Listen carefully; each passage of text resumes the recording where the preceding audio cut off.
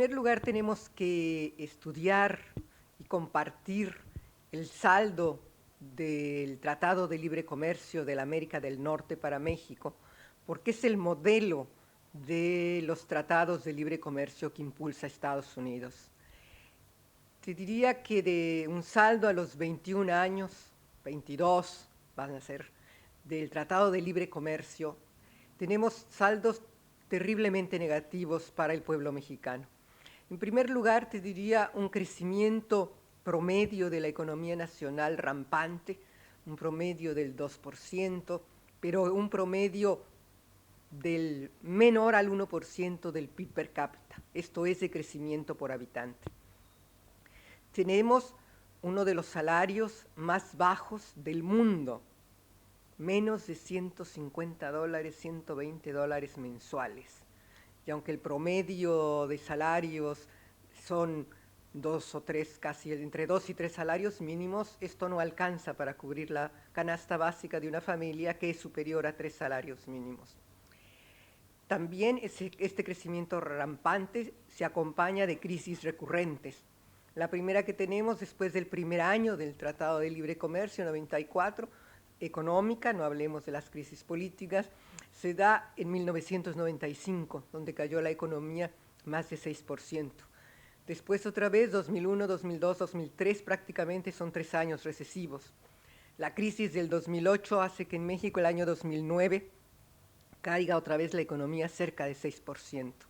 Entonces tenemos una estructura económica profundamente dependiente que reproduce la dependencia y que entre cuyos saldos yo diría están los siguientes rápidamente.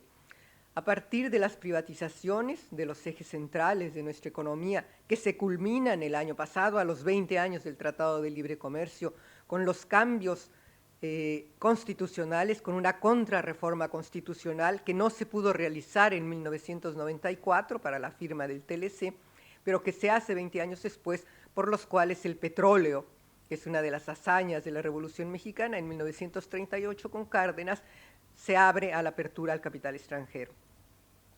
Tenemos que las privatizaciones y la apertura desestructuran, desarticulan la planta productiva nacional, tanto industrial como agropecuaria.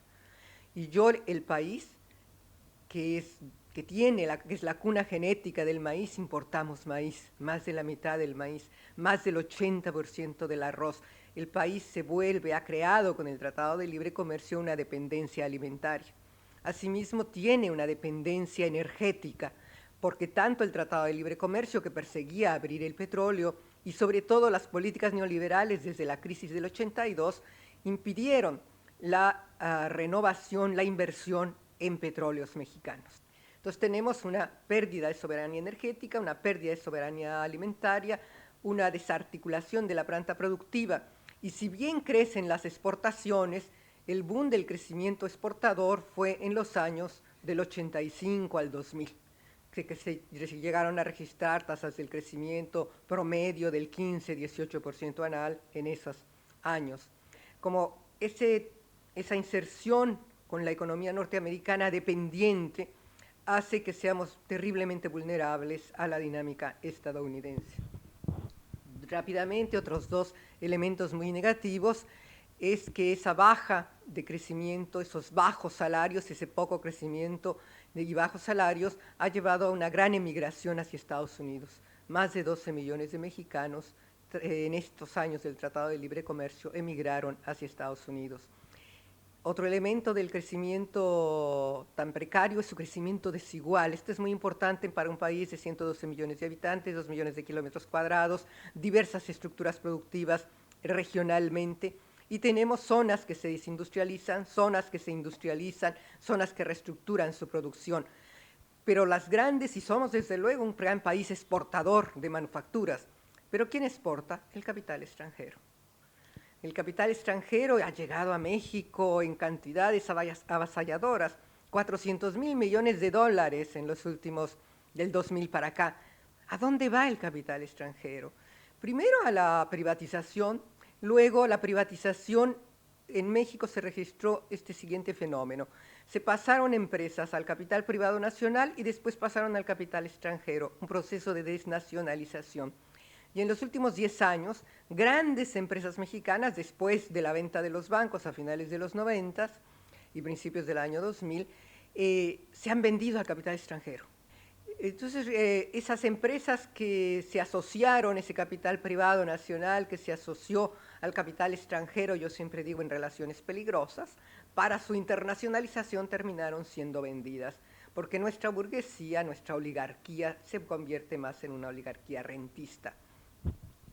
Y otro elemento también de este muy rápido impacto del Tratado de Libre Comercio es esta industrialización de ciertas regiones, sobre todo a partir de la industria automotriz.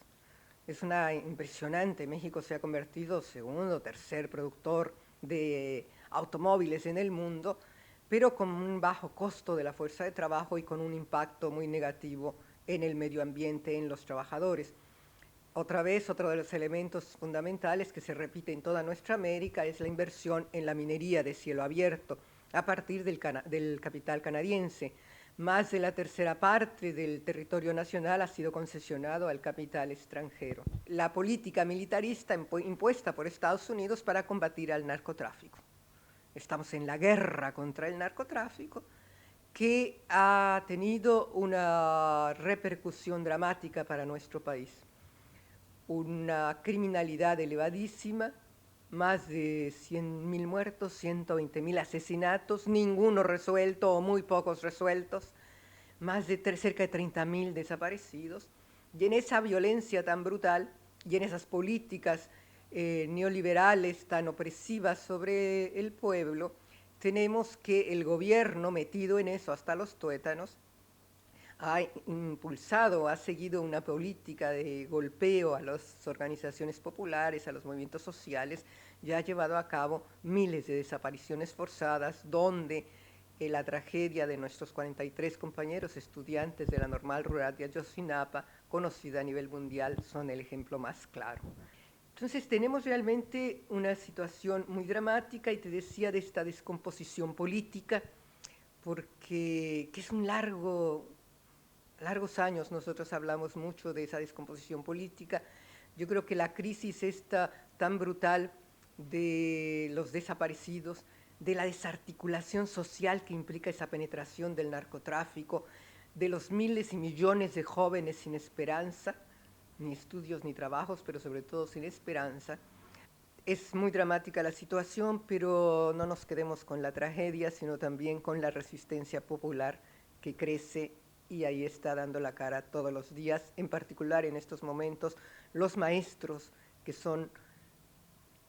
viven una ofensiva brutal del gobierno porque no aceptan, sobre todo lo que se llama la Coordinadora Nacional de los Trabajadores del Estado, de los trabajadores de la educación, no aceptan una reforma educativa, que no es reforma educativa, sino reforma laboral, y que ha sido impuesta con policías, con militares, para obligar a los maestros a hacer la prueba del examen famoso, y apenas hace 4 días, ahora están en huelga desde hace 15 días, algo así, han agarrado a los principales dirigentes de Oaxaca, de Chiapas, y los han llevado a la cárcel, y los llevan de una manera como en el porfiriato, son de Michoacán o de Oaxaca, pero los mandan a cárceles a Hermosillo para que sus familiares ni sus compañeros puedan siquiera saludarlos.